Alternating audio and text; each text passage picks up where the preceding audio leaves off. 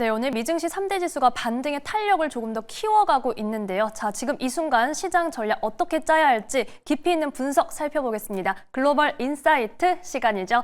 오늘은 KM파트너스 김성훈 대표와 함께합니다. 대표님 안녕하세요. 네, 안녕하세요. 네, 시장이 최근 계속 어려웠는데 그래도 오늘 조금 낫습니다. 네. 오늘의 주제 바로 한번 체크해 볼게요. 자, 신뢰를 잃어가는 달러, 그 속의 의미를 좀 오늘 먼저 파헤쳐 보겠습니다. 자, 오늘 반등하긴 하지만 시장이 4월에 나스닥도 S&P 500도 최악이었다 이런 내용들도 있고요. 이제는 저희가 증시뿐만 아니라 항상 통화나 금 가격까지 다 같이 체크해야 되는 상황이 됐더라고요. 어떻게 보고 계세요? 네, 일단 이 달러가 급락 현상이 이 미국 자산의 탈출을 의미한다는 측면으로 부각이 되면서 네.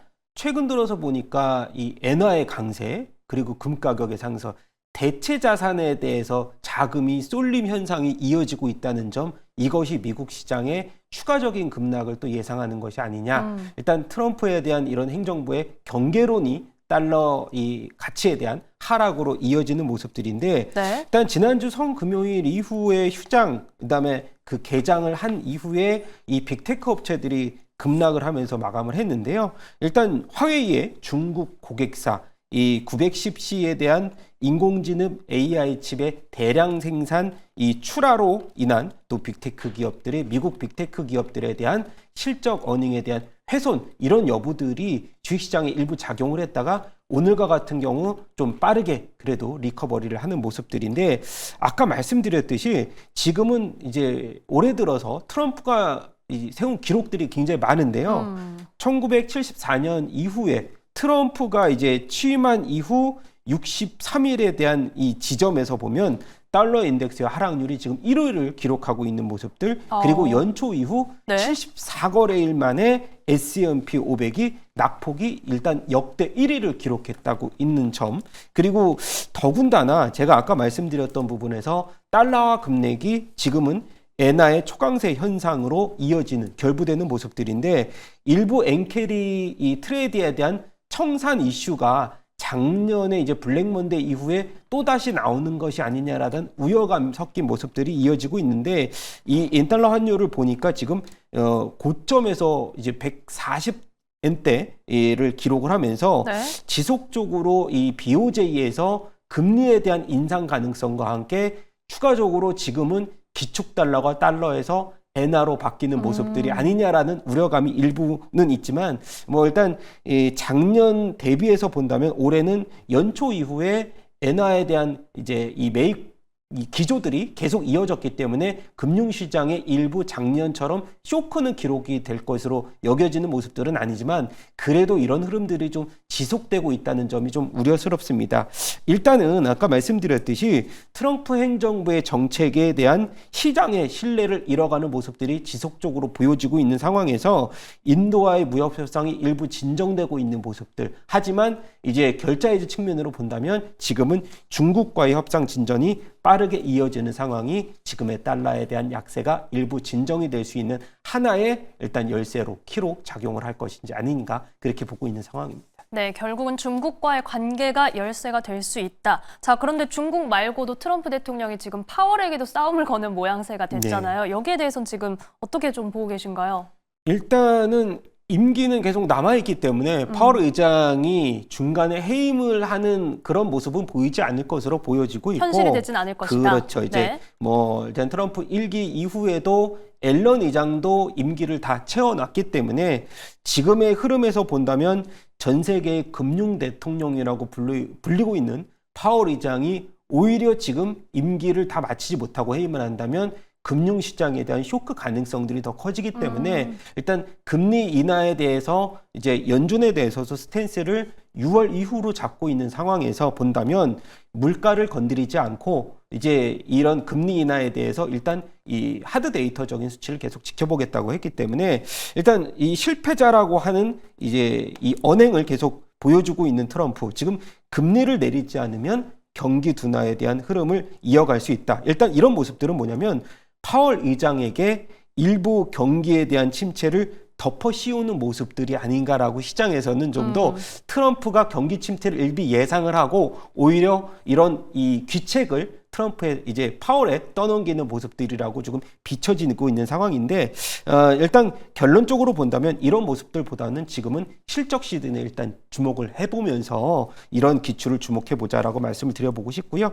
일단 오늘과 같은 경우는 현지 시간 24일이죠. 이 장 마감 이후에 구글, 알파벳의 실적 발표가 있는데 주당 뭐 전년 동기 대비해서 이제 6.35% 상승, 그리고 매출 같은 경우는 10%대 전년비 대비해서 상승한 모습들을 보여주면서 어느 정도의 어닝은 일부 예상치를 컨센서스를 상회하는 모습들 보여줄 것으로 예상이 되고 있고요. 네. 또 문제가 되고 있는 광고 검색에 대한 반독점 규제에 대해서 기소유예 판정이 예상이 되고 있기 때문에 우려할 만한 모습은 아니다. 그리고 최근에 보니까 AI에 대한 분사 얘기들이 계속 압박이 나오고 있는데 지금 중국과의 AI 경쟁이 어느 정도 치열하게 전개되고 있는 한 그런 압박은 일부는 조금 철회되지 않을까라고 보고 있어서 구글에 대한 주가 흐름이 고점에서 한 30% 정도 조정을 받아놨기 때문에 지금에 대한 이 주가의 지금 지수 레벨은 그래도 좀 상방향 쪽으로 스탠스가 보여지지 않을까라고 예상이 되고 있는 상황입니다.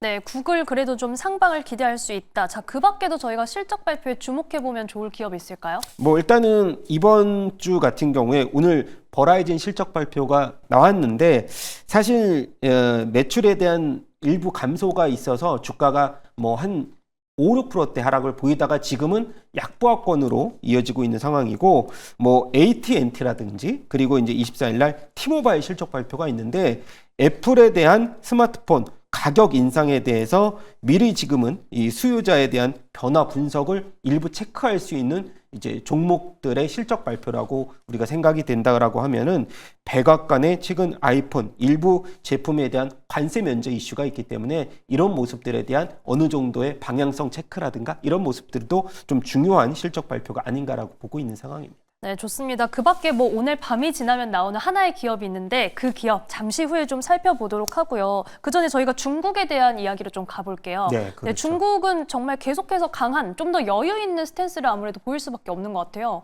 예, 일단 보면은 1분기 같은 경우에 GDP 성장률도 시장 예상치 상향 5.4를 기록을 하면서 오히려 이번 주 같은 경우도 상해 종합 지수는 미국 시장과 탈종조화되는 국내 시장도 마찬가지로 아시아 증시가 일반적으로 강했는데 네. 이틀 연속 그래도 상승세 보여줬고 이제 섹터별로 보니까 로봇이라든가 IT 쪽 아까 전에 저희가 이제 그 화웨이의 또 이제 이 고성능 가속기가 대량으로 이제 이 매출에 이제 기인할 것이다. 그렇게 예상이 되면서 강세를 보여줬고요. 19일 날도 전 세계 최초로 로봇 마라톤, 하프 마라톤이 이제 개최가 되면서 로봇에 대한 굵기에 대해서 또 시장에서 굉장히 많은 모습들을 보여주고 있는 상황인데 지금 보니까 위안화도 일부 안정화되는 모습들, 오히려 위안화 약세가 사실상은 지금 종결이 된 것이 아니냐, 중국 정부의 일부 의도를 반영한 결과일 가능성이다라고는 이제 힌트가 몇 가지가 있는데요. 첫 번째가